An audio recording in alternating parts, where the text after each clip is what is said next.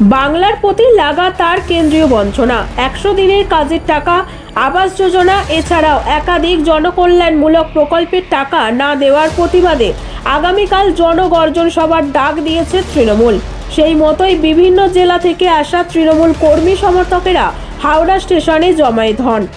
পুরুলিয়া জেলার বাঘমুন্ডি বিধানসভা থেকে প্রায় কয়েকশো কর্মী সমর্থকেরা হাওড়া স্টেশনে এসে উপস্থিত হন। তাদের জন্য আজ থাকা ও খাওয়ার ব্যবস্থা করানোর জন্য আমার পুরুলিয়া জেলার বাঘমুন্ডি ব্লক থেকে আমাদের যারা তৃণমূল কংগ্রেসের কর্মী তারা এসে ইতিমধ্যে ব্রিগেড যে জনগর্জন সভা যোগ দেওয়ার জন্য ইতিমধ্যে পৌঁছেছেন আমাদের হাওড়া স্টেশন।